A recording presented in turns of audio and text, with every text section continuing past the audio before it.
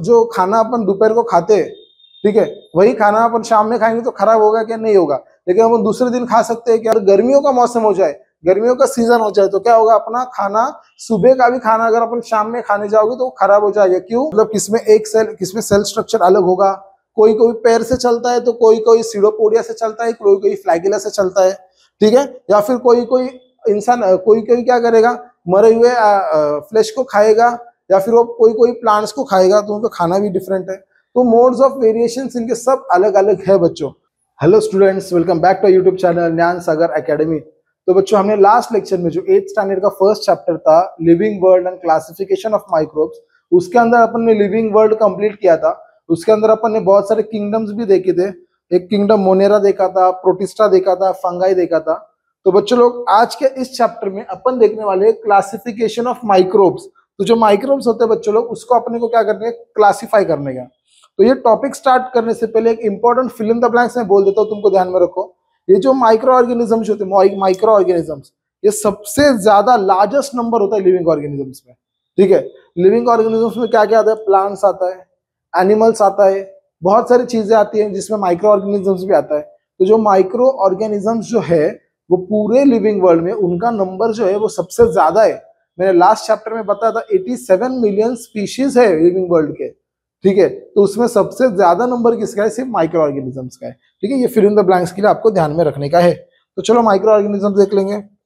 तो जो micro organisms होते हैं बच्चों लोग, माइक्रो ऑर्गेनिजम्स ये जो होते हैं, कलर दूसरा ले लेंगे जरा, बहुत पिंकी पिंकी हो रहा है। माइक्रो ऑर्गेनिजम्स जो होते हैं उनका क्लासिफिकेशन कैसा किया गया है, चलो देख लेंगे। तो उसका क्लासिफिकेशन दो तरीकों से किया गया है। एक है प्रोकैरियोट्स, एक है प्रोकैरियोट्स, और वापस दूसरा किया गया है यूकैरियोट्स, ठीक है। अब जिसने लास्ट लेक्चर देखा नहीं होगा तो जाओ पहले पिछले वाला लेक्चर देख के आ जाओ, इसके बारे में हमने सब डिटेल में बताया है। प्रोकैरियोट्स मतलब इसमें न्यूक्लियस एब्सेंट होता है, यूकैरियोट्स में मतलब इसमें न्यूक्लियस प्रेजेंट होता है। तो प्रोकैरियोट्स में क्या आता है बच्चों लोग? प्रोकैरियोट्स में आता है बैक्टीरिया, ठीक है। और यूकैरियोट्स में क्या क्या आता है? यूकैरियोट्स में आता है प्रोटिस्टा, यूकैरियोट्स में आता है प्रोटिस्टा, ठीक है। इसमें आ जाता है फंगाई, ठीक है। और इसमें और एक चीज आ जाती है जो है एल्गे, या फिर एल्गी, कुछ भी बोल दिया, चलो ठीक है। वापस बता दो, जो माइक्रो ऑर्गेनिजम्स है, ये माइक्रो ऑर्गेनिजम्स लिविंग वर्ल्ड में सबसे ज्यादा पाने वाला नंबर है। सबसे ज्यादा स्पीशीज अगर पूरे वर्ल्ड में कौन सी लिविंग ऑर्गेनिजम्स की मिलती तो वो माइक्रो ऑर्गेनिजम्स है, ठीक है, ह्यूमन बींग्स नहीं है। तो माइक्रो ऑर्गेनिजम्स दो पार्ट में डिवाइड है। कौन से? एक है प्रोकैरियोट्स, एक है यूकैरियोट्स। प्रोकैरियोट्स में क्या आएगा? बैक्टीरिया। यूकैरियोट्स में क्या आ रहा है? प्रोटिस्टा, फंगाई और एल्गे, ठीक है। तो चलो एक एक करके अपन ये सारी चीजें देख लेंगे। ओके, तो अपना नेक्स्ट टॉपिक है आज का जो है बैक्टीरिया। Bacteria, okay. अब बच्चे लोग, ये जो बैक्टीरिया है इसकी साइज कितनी है? अपने को आंखों से दिखता है तो बैक्टीरिया बसला से दिखता है नहीं, तो इसकी साइज कितनी है बच्चे लोग देख लेंगे। इसकी साइज है 1 माइक्रोमीटर से लेके, 1 माइक्रोमीटर से लेके इसकी साइज है 10 माइक्रोमीटर तक, ठीक है। इसकी साइज देखो क्या है, 1 माइक्रोमीटर से लेके इसकी साइज कितने बच्चे लोग? 10 माइक्रोमीटर तक। अब ये माइक्रोमीटर क्या होता है? इसका कन्वर्जन आपको एग्जाम में आ सकता है, वो कन्वर्जन में आपको लिख देता हूं, ठीक है बच्चे लोग। 1 metre is equal to 10⁶ micrometre. कितना होता है? 10⁶ माइक्रोमीटर, ध्यान में रखने का। 1 मीटर इज इक्वल टू कितना है? 10⁶, यहां पर लिख दो माइक्रोमीटर, ठीक है। ये कन्वर्जन ध्यान में रखो। 1 मीटर का मतलब क्या होता है? 10⁶ माइक्रोमीटर होता है। और बच्चे लोग 1 मीटर का मतलब क्या होता है? वापस 1 मीटर का वापस मतलब अगर मैं देखूं नैनोमीटर में तो होता है 10⁹ नैनोमीटर, ठीक है। एनएम, नैनोमीटर, ठीक है। नैनोमीटर बहुत ज्यादा छोटा होता है, उससे बड़ा होता है माइक्रोमीटर, ठीक है। तो यहाँ पर आएगा नैनोमीटर। तो ये कन्वर्जन एग्जाम में ध्यान में रखो, एग्जाम में आ सकता है, कोई पूछ भी सकता है, कोई बोल नहीं सकते, ठीक है। तो 1 मीटर कितना होता है? 10⁶ माइक्रोमीटर होता है। 1 मीटर कितना होता है? 10⁹ नैनोमीटर होता है, ठीक है। अगर नैनोमीटर साइज में छोटा होता है, माइक्रोमीटर साइज में बड़ा होता है, तो अपने बैक्टीरिया की साइज कितने? 1 माइक्रोमीटर से लेके बच्चे लोग अपने बैक्टीरिया की साइज 10 माइक्रोमीटर तक है। समझ में आ गया? ओके। तो वापस अपना इसका पहला पॉइंट तो मैं तुमको बोल दिया साइज का क्या सीन है। तो वो जो ये जो होते हैं बच्चे लोग, ये यूनिसेल्युलर होते हैं। क्या होते हैं? यूनिसेल्यूलर, यूनिसेल्यूलर का मतलब क्या है? यूनिसेल्यूलर का मतलब बच्चे लोग इसके अंदर बस एक ही सेल होगा। यूनिसेल्यूलर का मतलब क्या होता है? इसके अंदर बस एक ही सेल होगा, ध्यान में रखने का है, ठीक है। और ये जो बैक्टीरिया है ये इंडिपेंडेंट भी रहते हैं, इंडिपेंडेंट भी रहते हैं या फिर कॉलोनीज में भी रहते हैं। अभी इंडिपेंडेंट और कॉलोनीज का मतलब क्या है? इंडिपेंडेंट मतलब वो अकेले अकेले भी रहते हैं, कॉलोनीज का मतलब वो इकट्ठा भी रहते हैं। समझ में आ गया? जैसे मधुमक्खी अकेले भी रहती है, इकट्ठा भी वो उसके इसके अंदर रह जाते हैं, छत्ते के अंदर रह जाते हैं। तो वैसे बैक्टीरिया है जो इंडिपेंडेंट मतलब वो अकेला भी रह सकता है या फिर वो कॉलोनीज में किसी के साथ भी रह सकता है। समझ में आ गया? ओके। अब नेक्स्ट चीज, नेक्स्ट पॉइंट देख लो। ये बच्चे लोग ये जो है वो प्रोकैरियोटिक है। अभी प्रोकैरियोटिक पिछले ही 5 मिनट पहले बता दिया था। प्रोकैरियोटिक का मतलब क्या है? जिसके पास न्यूक्लियस एब्सेंट है। ये बच्चे लोग, और एक बात, जिसके अंदर सेल ऑर्गेनल्स भी एब्सेंट है। सेल ऑर्गेनल्स मतलब सेल के अंदर जो कुछ भी चीज है ये भी सब क्या है बच्चे लोग? ये इसके अंदर एब्सेंट है, ठीक है। यूनिसेलुलर मतलब उसके पास एक ही सेल है, सेल के अंदर जो कुछ भी चीज है वो सब क्या है? एब्सेंट है। सेल ऑर्गेनल्स क्या है? सब एब्सेंट है बच्चे लोग, ठीक है। ओके। अब next very important point, reproduction. Reproduction का मतलब क्या है बच्चे लोग? रिप्रोडक्शन का मतलब बढ़ते कैसे, बढ़ेंगे कैसे, इनकी ग्रोथ कैसे होगी? तो इनका जो रिप्रोडक्शन है वो बनेगा सिंपल बाइनरी फिजन से। कैसे बनेगा? Simple binary fission. अभी बच्चों ये जो सिंपल बाइनरी फिजन है ये अगले चैप्टर में आपको इसके बारे में डिटेल में पढ़ाया गया है। सिर्फ अभी अपन इतना ध्यान में रखेंगे इसका रिप्रोडक्शन कैसे होगा। इसका रिप्रोडक्शन होगा सिंपल बाइनरी फिजन, ठीक है। मतलब 1 से 2, 2 से 4, 4 से 8 कैसे बनेंगे, इनका रिप्रोडक्शन कैसे होगा? With the help of simple binary fission. समझ में आ गया? और बच्चों लोग इनको अच्छा खासा अगर फेवरेबल मौसम मिल जाए, फेवरेबल कंडीशंस इसको अगर दे जाए, कंडीशन दे जाए, तो भाई इसकी ग्रोथ बहुत डेंजर हो जाती है, ठीक है। ग्रोथ विगरसली, अरे यार एक मिनट रुको, ग्रोथ कैसे होती है इसकी? फास्ट हो जाती है। चलो सिंपल, इसकी ग्रोथ कैसे हो जाती है? फास्ट हो जाती है। समझ में आएगा कैसे? जब इसको फेवरेबल कंडीशन मिल जाए। अगर अपने को मालूम है जो खाना अपन दोपहर को खाते हैं, ठीक है, वही खाना अपन शाम में खाएंगे तो खराब होगा क्या? नहीं होगा। लेकिन अपन दूसरे दिन खा सकते हैं क्या? दूसरे दिन उसको अपन नहीं खा सकते, इसलिए अपन खाने को क्या करते हैं? फ्रिज में रख जाते हैं। फ्रिज में रखने से क्या होगा? फ्रिज में क्या हो जाता है? ये जो माइक्रो ऑर्गेनिजम्स होते हैं, जो बैक्टीरिया वगैरह होते हैं, वो फ्रिज के अंदर क्या होते हैं? घुस तो नहीं सकते। फ्रिज के अंदर मौसम कैसा हो जाता है? ठंडा हो जाता है। और ठंडे मौसम में बैक्टीरिया क्या हो जाते हैं बच्चों लोग? ठंडे मौसम में बैक्टीरिया मर जाते हैं। लेकिन अगर गर्मियों का मौसम हो जाए, गर्मियों का सीजन हो जाए, तो क्या होगा? अपना खाना, सुबह का भी खाना अगर अपन शाम में खाने जाओगे तो वो खराब हो जाएगा। क्यों? क्योंकि गर्मियों में बैक्टीरिया की ग्रोथ कैसे हो जाती है? फास्ट हो जाती है। इसलिए मैंने यहाँ पर बोला अगर उसको फेवरेबल कंडीशंस मिल जाए तो वो भाई साहब इतना भारी ग्रो हो जाता है कि बस दोपहर का खाना भी शाम को खाना मुश्किल हो जाता है, ठीक है। ये बैक्टीरिया का किस्सा समझ में आ गया? Okay okay. अब इसके बैक्टीरिया के जो एग्जांपल्स है बच्चे लोग वो भी अपने को देखने हैं, ठीक है। वापस बोल रहा हूँ, हैंड रिटन नोट्स हमने अवेलेबल कर दिए। अगर आपको हमारे हैंड रिटन नोट्स चाहिए, देखो यहाँ पर मैंने आपको बताया है, तो हमारे प्ले स्टोर पे जाओ, ज्ञान सागर एकेडमी का जो ऐप है वो डाउनलोड कर लो। देखो यहाँ पर अभी मैंने सब आपको बताया है, साइज कैसी होती है, क्या है, सब हमने सब लिख के दिया है, ठीक है। इसके बारे में हमने देखो यहाँ पर मैंने डायग्राम्स भी दिया, टाइप्स ऑफ बैक्टीरिया, देखो सब डायग्राम्स भी दिया है उसमें, यहाँ पर सब एग्जांपल्स भी अच्छे खासे लिख के दिए हैं।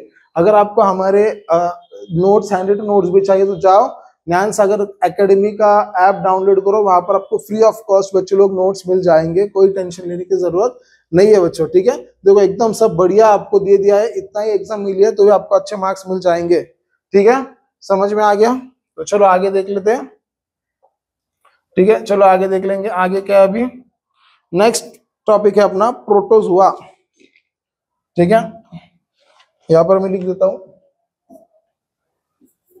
नेक्स्ट टॉपिक क्या है? Protozoa, okay. तो बच्चों लोग इसकी प्रोटोजुआ की साइज कितनी होगी? सबसे इंपॉर्टेंट इसका साइज का ही फैक्टर है। इसकी साइज कितनी होगी बच्चों लोग? इसकी साइज अप्रोक्स 200 माइक्रोमीटर के आसपास होगी। कितनी है इसकी साइज बच्चों लोग? इसकी साइज 200 माइक्रोमीटर के आसपास है, ठीक है। ओके, तो ये प्रोटोजुआ आपने को किधर मिलेगा रे? बाजू वाले के घर में मिलेगा, क्या जंगल में मिलेगा, किधर मिलेगा? तो बच्चों लोग ये जो है प्रोटोजुआ, ये आपने को मिलेगा सॉइल के अंदर, मतलब मिट्टी में मिलेगा। मिट्टी में मिल सकता है, या फिर ये अपने को फ्रेश वाटर में मिल सकता है। फ्रेश वाटर मतलब क्या, नदी या तालाब के पानी में भी अपने को मिल सकता है, या फिर कुआं में भी मिल सकता है, किधर भी मिल सकता है, या फिर ये अपने को समुद्र के वाटर में भी मिल सकता है, इसको सी वाटर भी बोल देंगे, सी वाटर में भी अपने को ये मिल सकता है, ठीक है।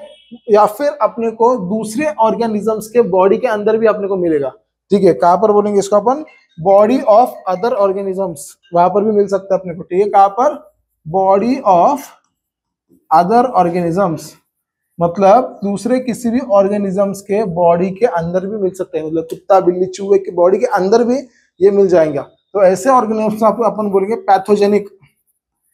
पैथोजेनिक का मतलब समझ में आया क्या, पैथोजेनिक का मतलब क्या है, बॉडी ऑफ अदर ऑर्गेनिज्म, दूसरे ऑर्गेनिजम्स के बॉडी के अंदर वो मिलेगा तो उसको अपन क्या बोलेंगे, पैथोजेनिक भी बोल सकते हैं। और जो डिजीज कॉज करता है उसको अपन पैथोजेनिक बोलते हैं, ठीक है। जो डिजीज कॉज करता है उसको बच्चे लोग अपन पैथोजेनिक बोलते हैं। समझ में आ गई ये चीज है, ओके। अब इसका दूसरा पॉइंट देख लेंगे। दूसरा पॉइंट क्या है बच्चे लोग, ये यूनिसेल्यूलर है।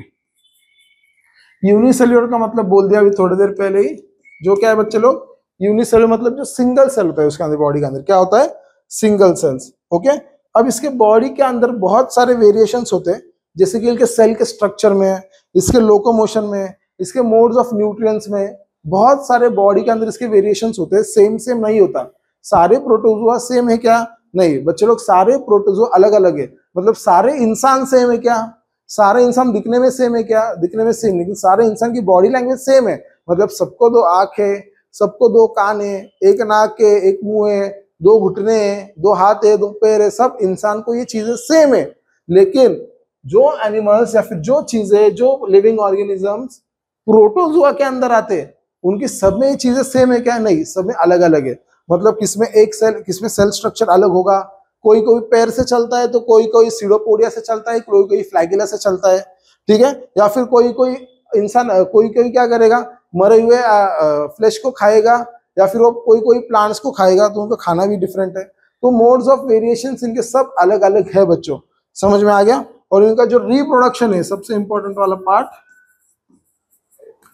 इनका सबसे रिप्रोडक्शन वाला जो पार्ट है, तो वो कैसा है, सिंपल सेल डिवीजन है।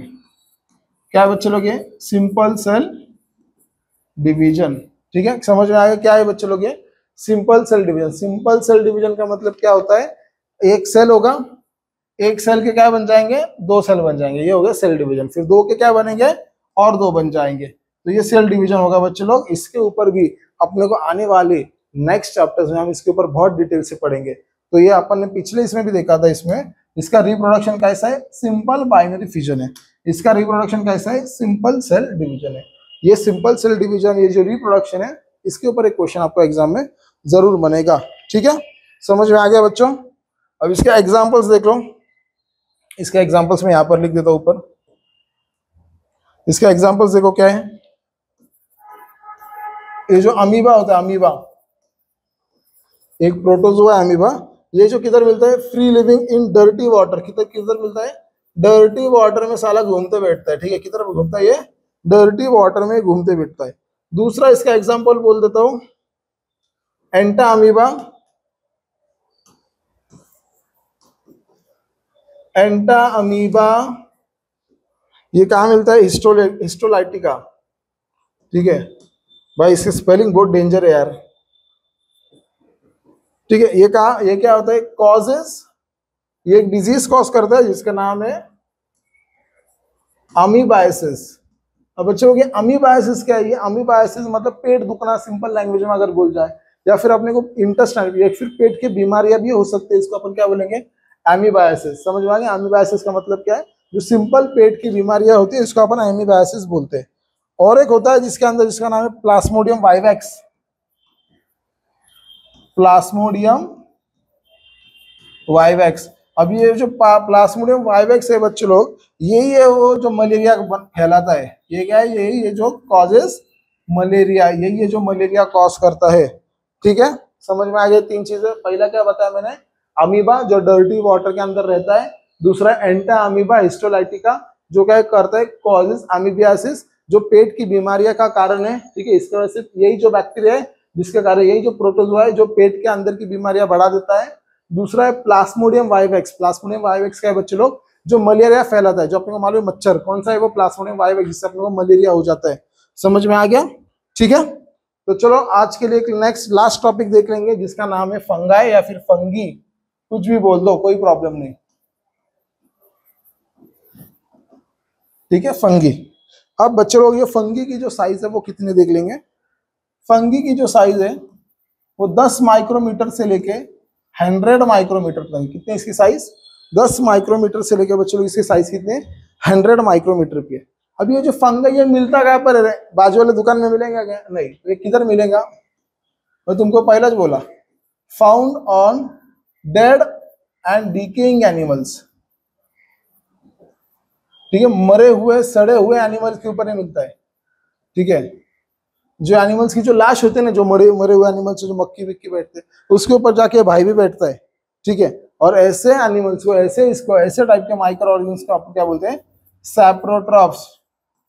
ठीक है, इसको क्या बोलेंगे अपन? इसको अपन बोलेंगे बच्चे लोग सैप्रोट्रॉप्स। समझ में आ गया? ओके। और एक चीज ये अपने को मालूम है, ये क्या होता है? यूकैरियोटिक होता है। क्या है ये?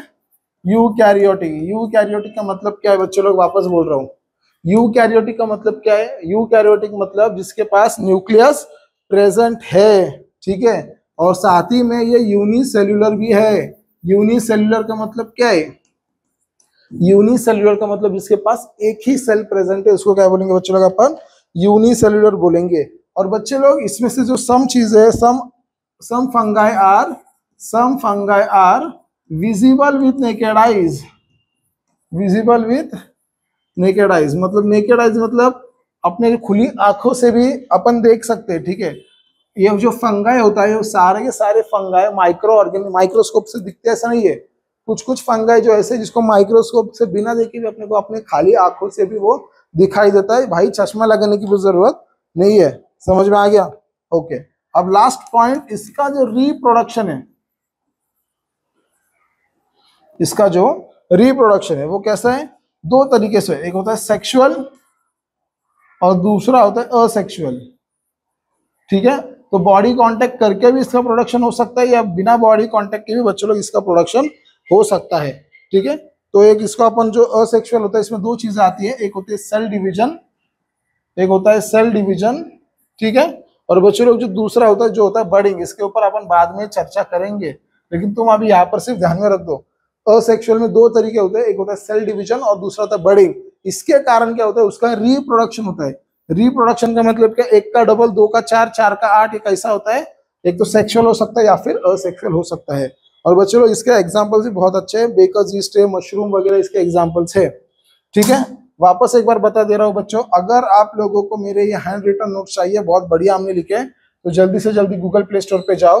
गूगल प्ले स्टोर पे जब आप जाओगे, वहां पर हमने आप लोगों के लिए ये रिकॉर्डेड लेक्चर्स वहां पर भी डाले हैं। सारे के सारे यूट्यूब पे नहीं है, वहां पर भी आपको बहुत सारे लेक्चर्स मिल जाएंगे। आपको टेस्ट सीरीज भी मिलेगी और ये हैंड रिटन नोट्स भी आपको फ्री ऑफ कॉस्ट बच्चों को मिल जाएंगे। ओके, तो होप सो ये लेक्चर आपको पसंद आ गया होगा। So do like and subscribe our channel. Thanks for watching.